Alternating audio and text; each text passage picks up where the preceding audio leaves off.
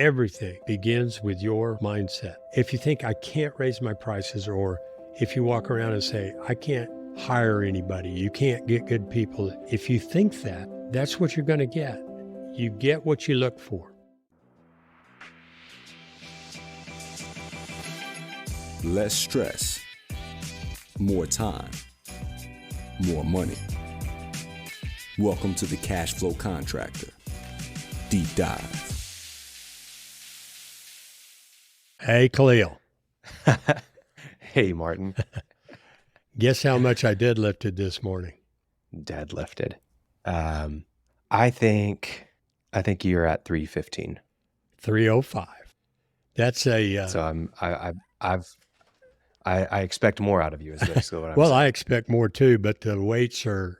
There was a lot of gravity today, right? Oh, yeah. This time of year, gravity is a little bit heavier. There's phases. A lot of people don't know about that, but a lot of golfers do. They start hitting shank shots, a lot of gravity. No, 305's not a whole lot, but it's an R. That's a good amount. It's an RPR for me.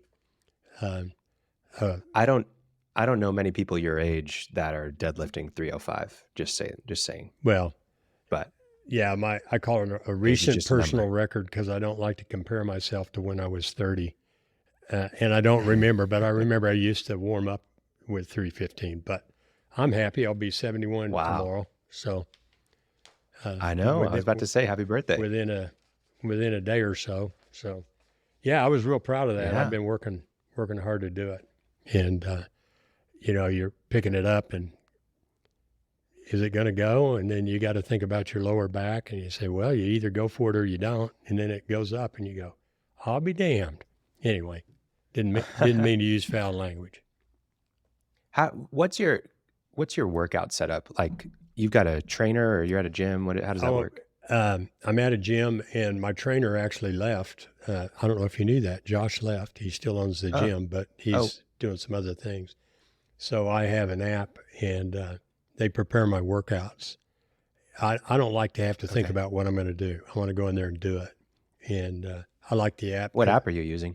Oh, I can tell you what the symbol looks like, but I don't. True Coach or something like that. But what does it do? It just gives you a workout each day? Well, it gives you the workouts and then they have videos. I have 2 days that are really weightlifting. And the other 2 days are more conditioning, like CrossFit and EMOMs. You know what EMOMs are? Every minute on the minute, is that right? Every minute on the minute, yeah. And you'll have 6 or maybe 8 exercises to do continuously, and you're supposed to do them for 40 seconds and rest 20. And I just go from cycle to cycle, and it just works out a lot of your body and also gets you a little bit aerobic workout.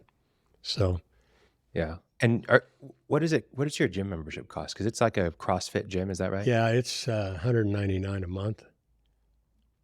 And it's a barn. They have workouts too? I'm sorry? Who? They have workouts for you too, or no? Oh, my coach works for the gym, and the gym's just where I do it. Okay.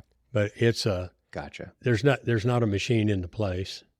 Literally, there are no machines. And it's kind of a big barn, kind of banging. There are people doing Olympic lifting, and there's crashing and old school, and it's my kind of place. I really enjoy it.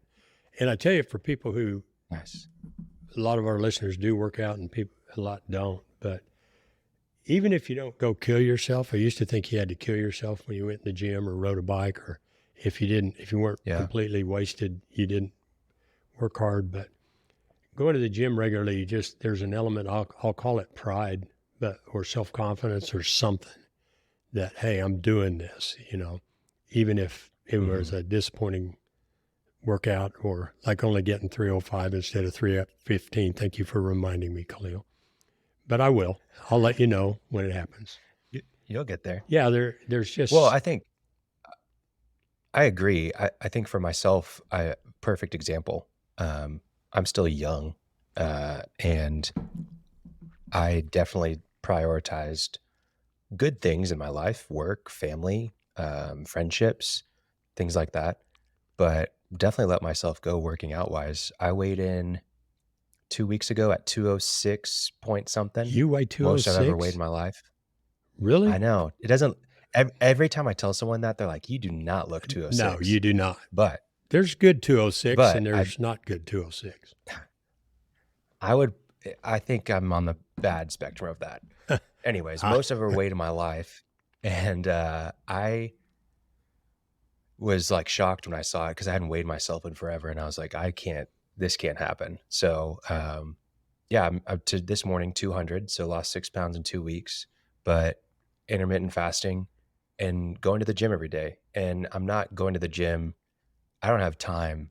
I don't make the time, maybe I should say, but I don't have time to do an hour and a half workout.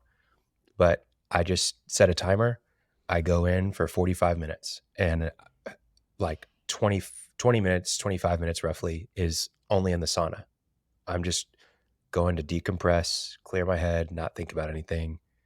And then I've got whatever, 20 minutes or so to do a workout. And I'm just doing whatever I can, push-ups, pull-ups, sit-ups, pulling out the dumbbells, getting on a machine, whatever. And it's been great. I feel better. I weigh less, but also like my mental clarity is great. yeah, And I've got a yeah, client who is an MMA fighter. I don't coach him on being an MMA fighter, but he and I, we talk about it all the time. He gets up at 4:30 when he has a fight, which he just had a big fight last weekend, and then backs off a little bit and then starts again. And I get up at 5:30 to go to the gym, and a lot of our contractor friends would think that's not early, but for me, that's where the action is. I have to put my feet on the floor and stand up. And once I've done that, then I get moving, and then you get to the gym, you warm up, you feel good, and you're glad. And I've been either biking or running or going to the gym for 45 years now. And I will say about the gym, I've never in my life ever left the gym feeling worse than I did going in, even when I hurt myself.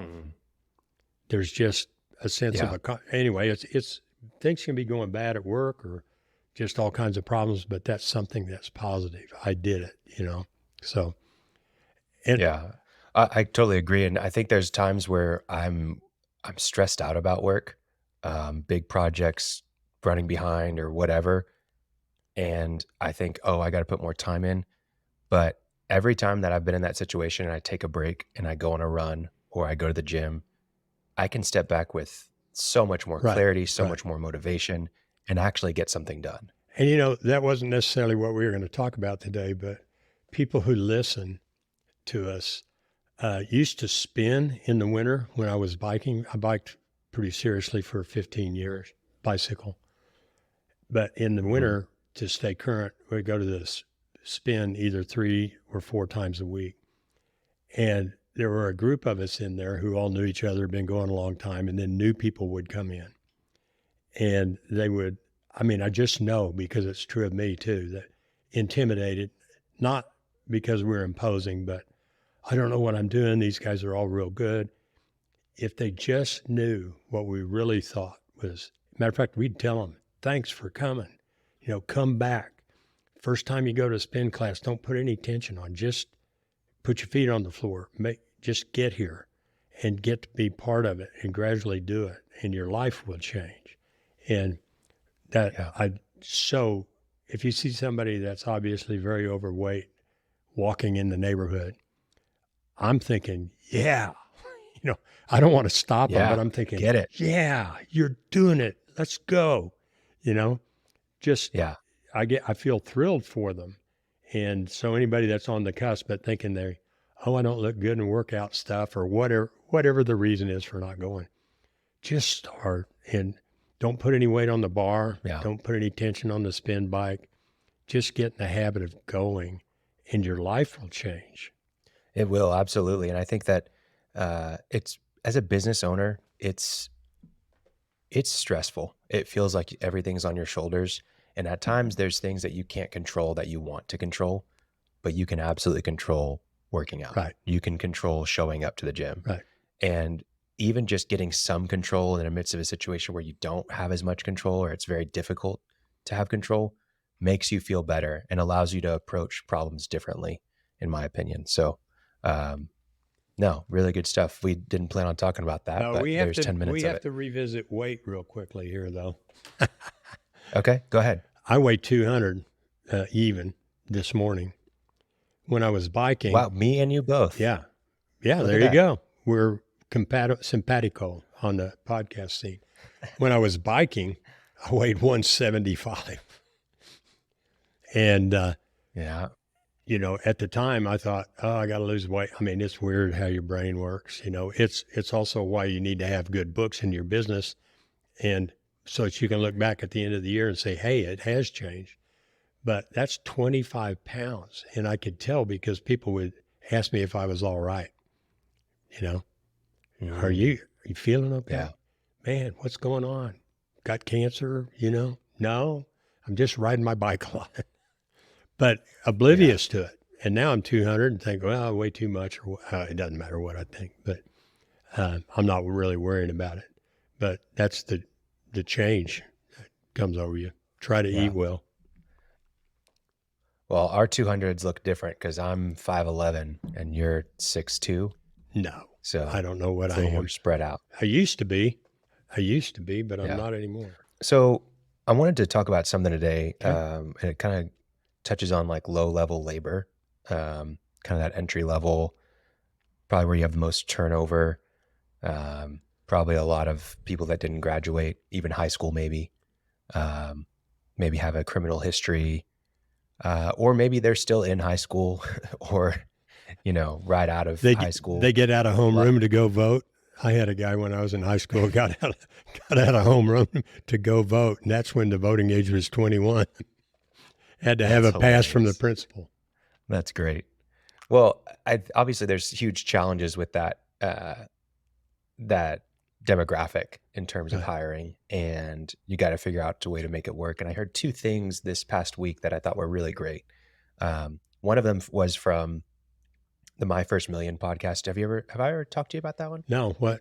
I'm not familiar. What is it?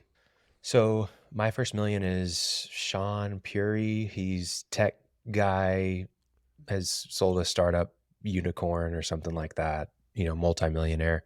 And then I'm blanking on the other guy's name right now, but it'll come to me. Another tech guy. And so they do a podcast much like we do and talk about different business ideas. It started as My First Million. They interviewed people who made their first million and how they did it. And then it just came up, that changed to being more of like how to start $1 million company. Really great podcast. People should check it out. But in this one, they were talking about previous ventures that had failed. And this guy, Sean, had tried to start like the sushi Chipotle, essentially, where like sushi bar, you go by, they make it in front of you, all that kind of stuff, and wanted to become the next Chipotle, but for sushi. And he actually did, you know, was able to do it for one location, but started running into trouble as they got bigger and had multiple locations. And he got the chance to talk to the COO of Chipotle at one point. And basically Chipotle knows that they're not in like the food business game.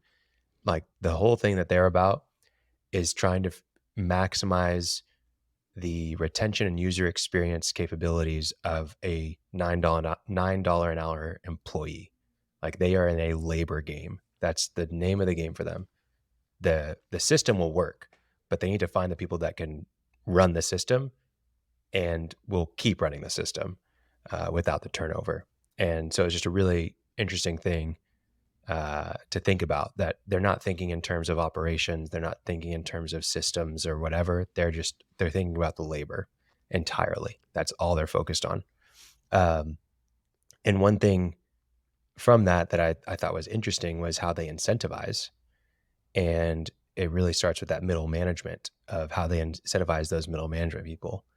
And one of the things they do, you know, there's obviously all the things that you see at Starbucks and all these places, like we'll pay for your college education and, you know, health insurance available, all these different benefits, but different things that they do. One of them was if you're a manager and one of your employees becomes a manager at another location, even like an assistant manager, that is an automatic $5,000 bonus, like boom. And when they get promoted to like a general manager of a restaurant or something like that, you get like a $15,000 bonus just right there. So obviously as a manager, you're thinking, how can I develop people? Because that's a payday, Right. right? That's a Then good that's idea. also the only way. That's the only way that you can get an increase in title as a manager. Once you've made it to like a certain tier, like you've moved from assistant, team lead to assistant manager to, general manager of the Just restaurant. to advance The only your way you can people. increase your title and your Wow. pay is by having an employee jump to that level. So pretty interesting concept there. And we've talked about incentives before plenty of times, and I've never heard that one. I So I think thought that was cool. it's brilliant. Yeah. The other thing, have you ever seen, we've probably talked about some matrices before, but have you ever seen the willing and able matrix? I have not. Tell me about it. What's willing and able? So like you have two axes, Right. You have the willing on the X and the able on the Y. Right. And so there's 4 quadrants there. There's willing and able. Those are great people on your team that you need to keep, that you need to promote, that you need to get into management, and kind of be your role models. Then you've got the willing and unable. And those are the people, this again goes to that lower level labor pool. But if they're willing, but they're unable, you need to spend some time developing that person, training them. Because if they're willing, that's the values, that's the culture that you're trying to create. And so you want to make sure that you've got those people in a good place. After 6 months, you should be able to say, okay, this person is just not able, because it's not that hard to work here. They have a good attitude, but they're really just not putting in the work or whatever it is, right? Then you've got unwilling but able. This is where people run into challenges, where they've got that lower level employee who can do it and shows up every once in a while, but they're not really willing. And those are the ones that destroy your culture, because people look around, they see that this guy can do it, but he's not doing it, and he's sticking around. Well, why would I want to keep working then? If I'm treating the same way as this guy, I'm just going to do less. So what do you be less willing? What do they suggest that you do about that?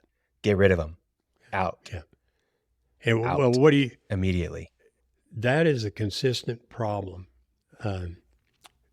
Donald Miller has a great little, I think I saw it in a video or something, but he just said, don't choose to confuse yourself.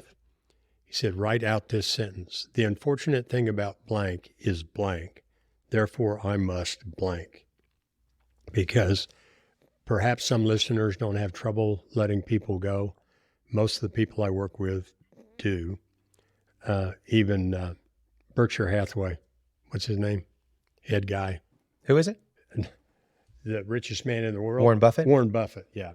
Went to high school with my dad. Can't remember his name. But he wrote an article, and he was just talking about how he hated letting people go. He said, I'll dwell on it, I'll agonize over it, I'll suck my thumb, and then eventually I'll do it, right? And so how do you suppose you make that determination? Is it just all subjective? Do they talk about that? That somebody's just not going to be able to do it? Yeah, I'm sure it's super subjective to your business, but I mean, if you've got systems in place and you've done thorough training, when you know, right? Like when you've gone through it and you can, you see after 2 weeks, oh, they're slacking a little bit. You have a conversation with them and say, hey, I expect this. This is who I want you to model it after. And they're not doing it. I mean, we all know when someone's not putting the effort in. And I think that's part of the hard part is, because they are able, you're looking at, well, I've done this with an employee. They're so capable. Like they have the talent, they have the skills, but they're not showing up like they should be. Well, let me ask you a question. Everyone notices. If you kind of what maybe where you're heading with that is, can people change, and can you change them? What are your thoughts on that? That's a question that comes I don't up all know. the time. I think people can change, but I don't know that as a business owner you should make it your responsibility to start to try to change someone because it's messy work. Right. I think people can change. I really do. But I think the context is what matters there. And if you start trying to change the context for somebody, you're spending your time on something you shouldn't be spending your time on. Yeah. Yeah. That's So a I don't real know. What do tough. you think? Well, what I think I got from books, right? I've never had an original thought. There's a great book out there called First Break All the Rules by Buckingham and Kaufman. It's pretty based on 80,000 interviews with the Gallup organization with managers. And their consensus is people can change, but they're not going to. Don't waste your time trying to put in what God left out. Mm. And Yeah. I can think of examples. Matter of fact, I have one right picture in my head of a young lady who was not doing well, got called on the carpet, changed completely, and now is an absolute star. So it can happen, but that's a tough decision for people. But I kind of agree with you. The default is kind of use Donald Miller's thing. The unfortunate thing about this person is they're ruining my culture. They're costing me money. I have to go and work because they don't show up, whatever it is. Therefore, what I must do is, and when you simplify it like that, it is, I must let them go. And then do it. And that burden will be off your shoulder. One thing I always say, and I'm not the only one, is that everybody has a place in the world. Yours isn't here, right? Yeah, absolutely. I think one of the great things that I've really enjoyed about coaching soccer is that it gives me the opportunity to kind of see this stuff play out and see what's possible, what's not possible. In terms of hiring, I get to decide who makes the team, who doesn't, but I'm restricted by like who goes to the school and stuff like that. But one of the things I can see right away is what's going to cause someone to change, what's going to motivate them, what incentives can I put in place to get them to work hard. I get to have the difficult conversations about why they're not getting playing time, or they've got bad grades, they're not showing up to practice, whatever it is. And so I get a lot of reps with these kinds of conversations, obviously a different setting, but it's good practice. And in terms of getting someone to change, and especially on that willing side, and we'll just call it effort, as far as putting in the effort, it's what I've noticed is it's much less to do with you and way more to do with what's going on in their world. There's so many factors that you can't control.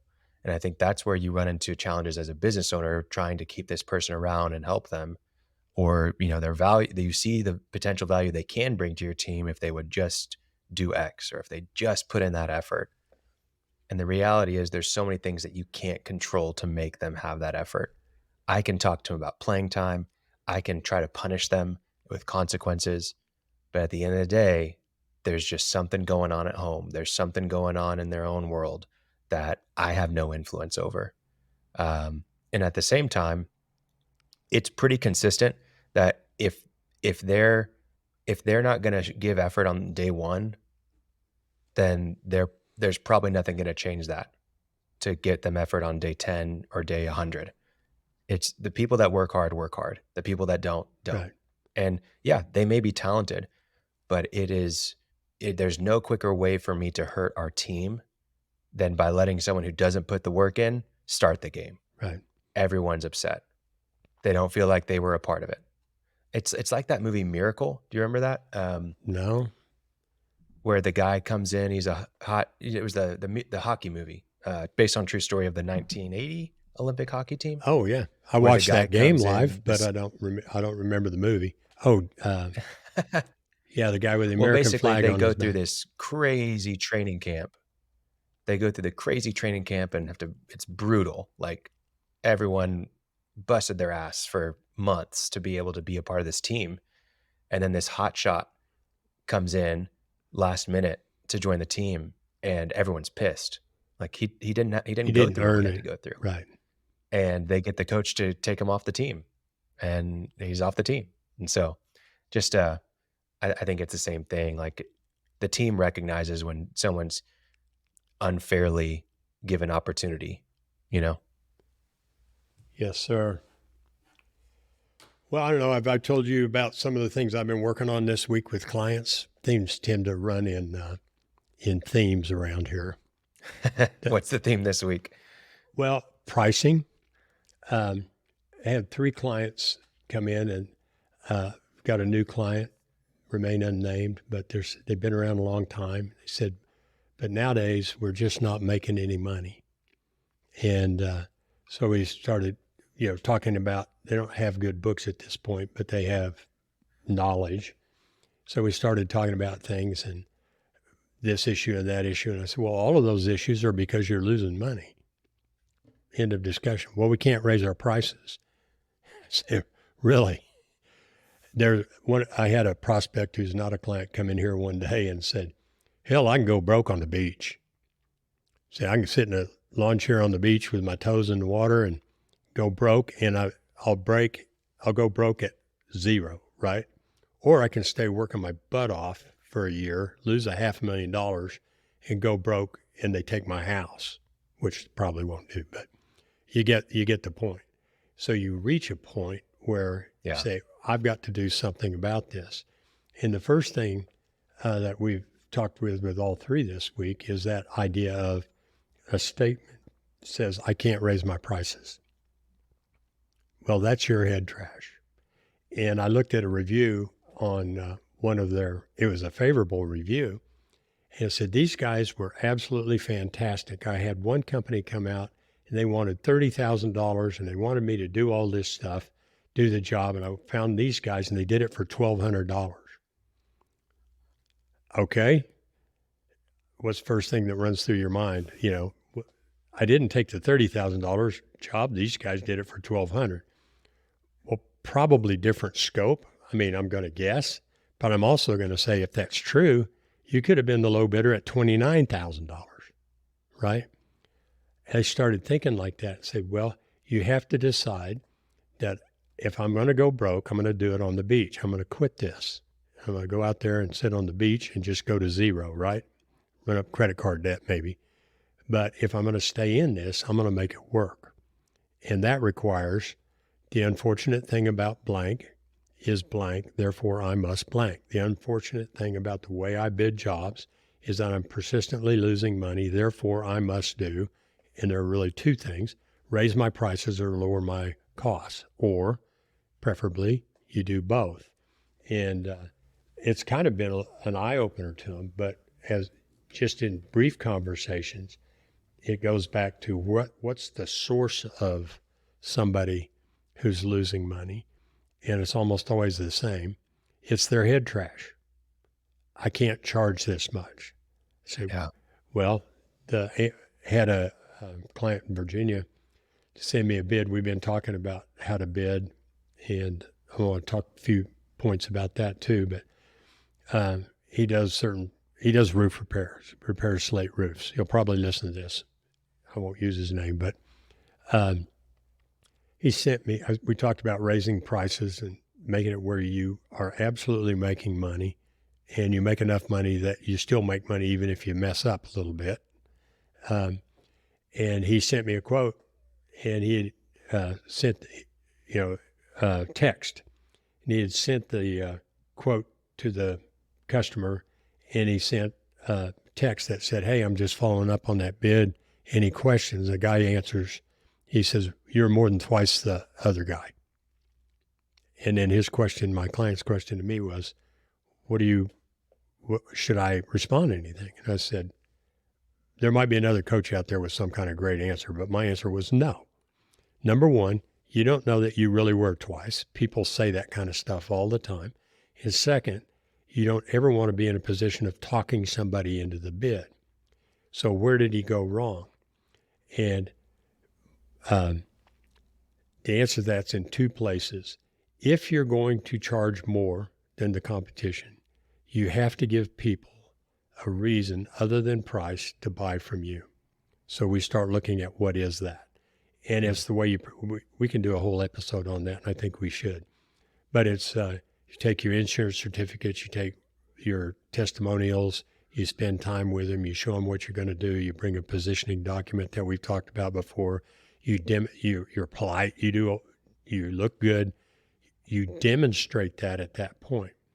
If you go out there when the customer's not even at home, you look at the roof or look at the job, and you go home and you work up a bid and email it to them, they've got nothing except a number to look at, and you've lost your opportunity. Yeah. So the guy emails me back the next day. He got a job for $8,000, right? Which is a nice little job for him. Said, yeah, you can't. You have to give them a reason. And if you're just emailing in your bids or telling them on the text them, well, it'll be $24,000, and they've got nothing else to go on, they're going to choose low bid. They default to price every time. So that's one of those things. Yeah. And it's coming up all the time. So it's head trash, and it's the missed opportunity to distinguish yourself, to make yourself different. And it's the follow-up. So they're thinking, everybody's just the same. They email me the bid and they'll come do the work. Well, they're not the same. And if you don't know why you're not the same, then you're missing your opportunity to do it. You're a low-price bidder. You're a low-price company. It makes me think of a couple of things that I've seen. One is like the frame matters more than the product. And this comes from like the art world, kind of, where, if you go into a art gallery, everything's going to be really spaced out, and they're going to, the main portrait that they want you to see is going to be on a wall by itself. And that's what's going to make it feel so special. It's the same thing that, helped Apple and Apple stores really succeed, is that typically you'd go to like a Best Buy or back in the day, maybe a Circuit City, and it would just be chaos, technology everywhere, things stacked together on shelves to fit as much tech as possible in there for people to be able to buy. But if you walk into an Apple store, it's like each device, there's only one of it. So there's some like scarcity there. And then if you look at the table, it's like, it's clean. There's no wires. You can't see wires anywhere. And they're spaced out heavily. And so it feels very clean and organized, and it feels special when you're looking at it. The same thing goes for, if you've got a commodity product that anybody can do and you've got a lot of competition, how can you change the frame of it? The way that you approach the person to talk about it, the way that you follow up, the things that you focus on more than others, right? How can you change your frame rather than thinking about, oh, my product's worthless, right? And I think in many ways it's the same thing. Like if you think about your skills, like your skills are worthless, but your context is invaluable. Just like, maybe you were telling me earlier about some contractor that really wanted to get into a new target audience and like work with designers. Is that right? Yeah. He, what was that? It's a guy in Denver, probably will hear this, but he's a new client. I think you've worked with him on some things, but he's a new client. And you can talk in marketing for contractors about, you can spend $5,000 a month on AdWords or $15,000 a month and buy billboard. You can spend all this money, but there are some alternatives out there that are force multipliers, and that's to deal with, I'll call them influencers, but people who deal with the same market you do. And in this case, and right off the top of my head, for contractors, you have general contractors, you have designers, you have some suppliers like paint suppliers. You have people who are working, architects who are working in the same space you are. And what I asked this young man to do, he's already working with some designers, and he's a remodeler in a large metropolitan area. And what I asked him to do, his assignment for this week, was to go talk to at least 10 designers in a 2-week period and approach them with this. I am wanting to become the remodeler of choice for the finest designers in this area. In order to do that, I need to know what displeases you about the contractors you've worked with and what pleases you about the contractors you've worked with. And he already did that and emailed me a partial list, and it's amazing. What is on the list, as you would suspect, is communication, honest. They actually say, don't be a liar, right? Well, you think, okay, I'm not going to put on there, I am not a liar on my positioning document. But they came up with a couple of things that did not expect that we have to capitalize on. And among them were, you're open to design changes, right? You're willing to look at my designs and tell me that can't be done, or that can be done, but it's a horrendous price. Don't talk when you have problems. Don't scare the client. Come and talk to me about it, right? So you're protecting their reputation. You're protecting their profit. You're keeping them from looking stupid for designing a cantilevered Flobus that can't be built, And my immediate thought was, those designers are inviting him into their very inner circle. Okay. So if you say, that's what I'm going to do, I'm going to communicate, I'm going to talk to you, communication in general, I'm going to talk to you specifically about problems before I talk to the client. And you have to then do those things, right? And that doesn't just mean you have to do them. You have to have craftsmen on the job who aren't out there complaining and moaning and talking about how stupid it is in front of the client, right? So it gives you a map to build your business. And then if you decide that's what I'm going to do, you have to do it. And people are open to do that for anybody.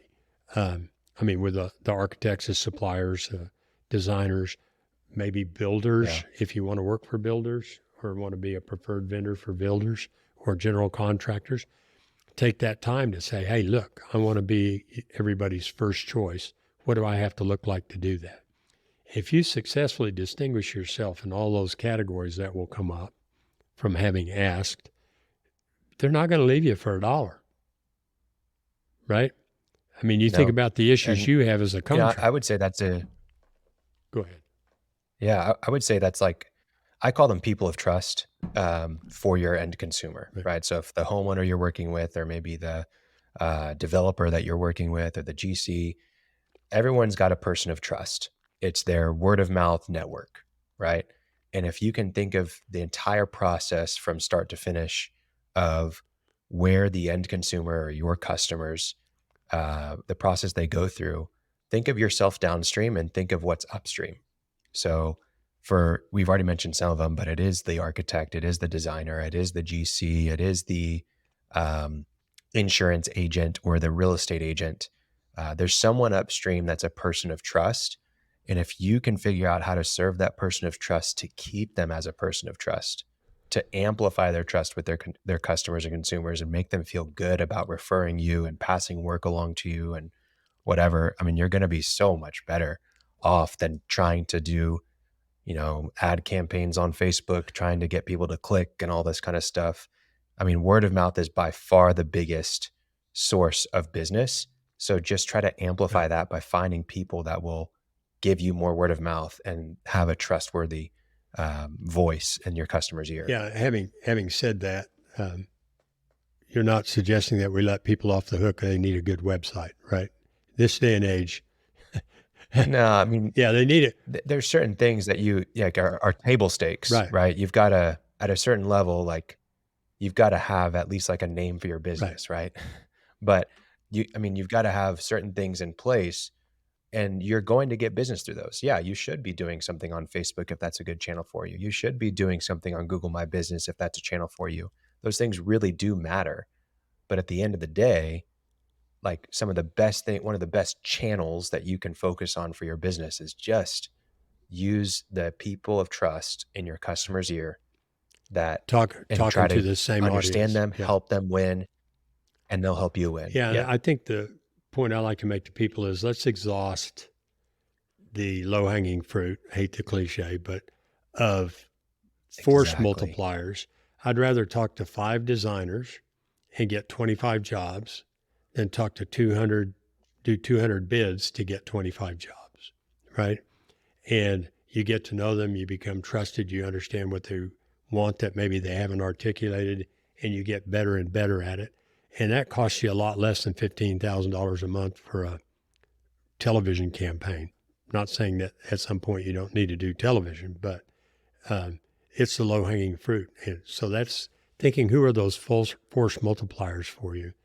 The people who are trusted and do business with the same audience, target market that you're after. Yeah. And it is a low-hanging fruit, and that doesn't necessarily mean that it's easy. It's simple, but it's not necessarily easy. We talked about that with Nolan Bradbury a couple weeks ago. But I think at the same time, you don't always have to do something new. I think people think like, oh, I gotta, increase, the amount of revenue I'm bringing in or the amount of leads I have. What can I do that's new?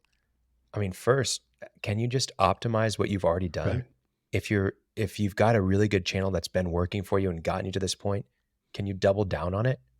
How can you squeeze the most out of that before trying something new that you've got to experiment with, you got to test, you got to figure out if it works, you've got to invest money into, you've got to learn how to, the knowledge and the know-how for that channel.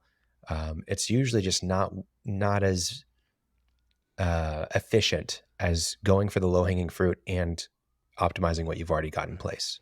And the idea of searching for what your collaborators, your influencers want is an extension of something that we've talked about before. And it's pain times a vision, what you don't want articulated, times what you have a vision for how things should run, need to be greater than resistance. We've talked about that before. And generally, I talk about it in context with my clients along the line of, I need to know what you want to get away from, and I need to know clearly what you want to get toward. Otherwise, you're not going to do the work to change. So I'm usually talking to my clients first about that. But it occurred to me a long time ago, that's true of everything. That's the sales formula. When you're selling to somebody, your role is not to tell them how great you are and how much you've done. If they want to ask, you can tell them. But it's to find out what their pain is, what they don't want, and what they do want and have a vision for. And if you can articulate that back to them and give that to them, you're going to be the hero.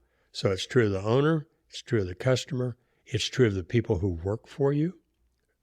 Jumping back to how you started this podcast, what do they not want and what do they want? And the better you understand that, the better. It's never about you, ever.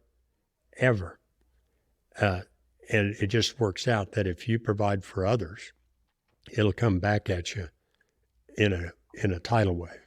Yeah. But if you're going directly for, I got to get this out of that guy, I just say good luck if that's what you're thinking. So it's that identifying what other people don't want, what's bothering them, and what they do want, their ideal future. That's your role in life, with everybody, with the influencers, your employees, yourself, your customers, everybody. That's your role. Find that out. Are we doing that on this podcast? Maybe. We need to ask people to send in what do they not want and what do they want, so we can address them specifically. Yeah. Well, people send us questions. Yeah. We appreciate those. If you have one, send us an email in the show notes. Trying to think about how to wrap this up, Martin. I've got an idea for that.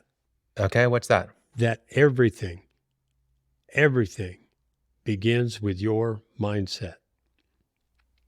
I'll use the cliche of abundance versus... Okay. What do you mean?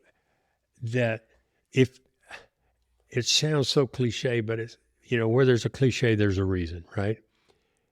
If you think you can or think you can't, I think Henry Ford said that, you're right.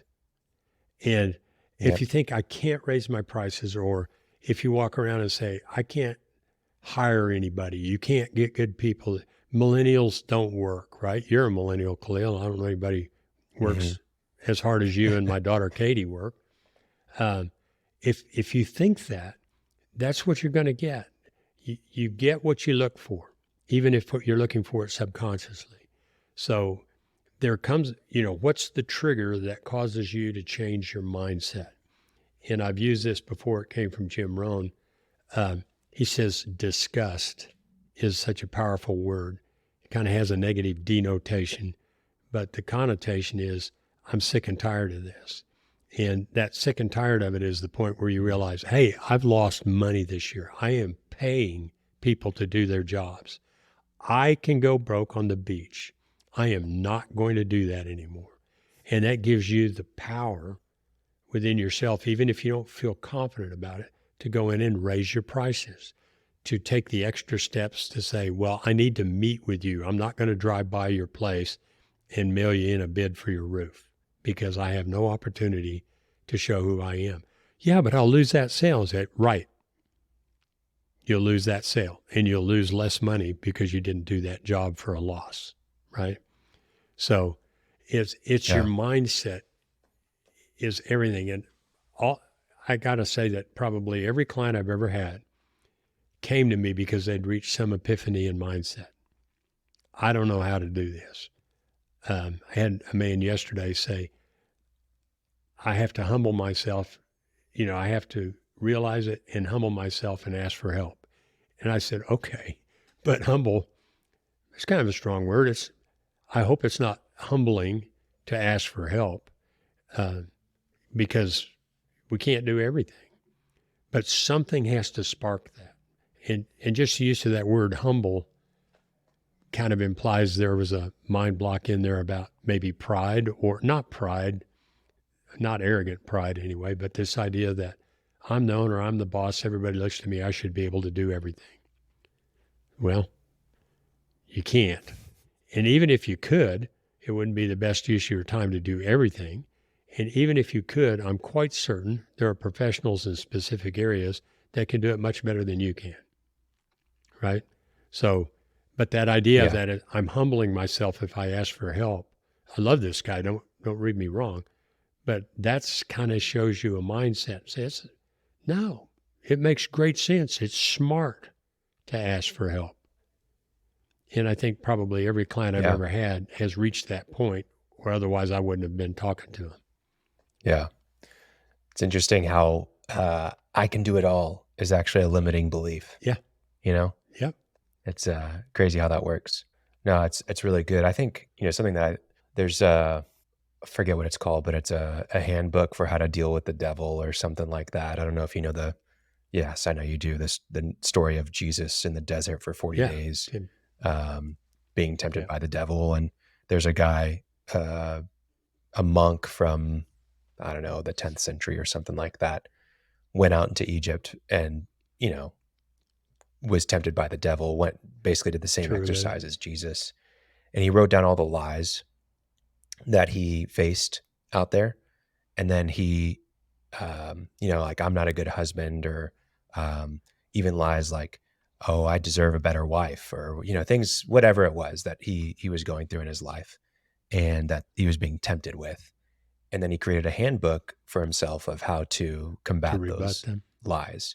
And he used scripture to like reinforce like truth in his life and stuff like that. And I think in many ways it would be very productive as a business owner to have a handbook to deal with some of this head trash, Well, the first thing, and it's not easy, and I know we've talked about it before, but the first thing is to recognize your head trash.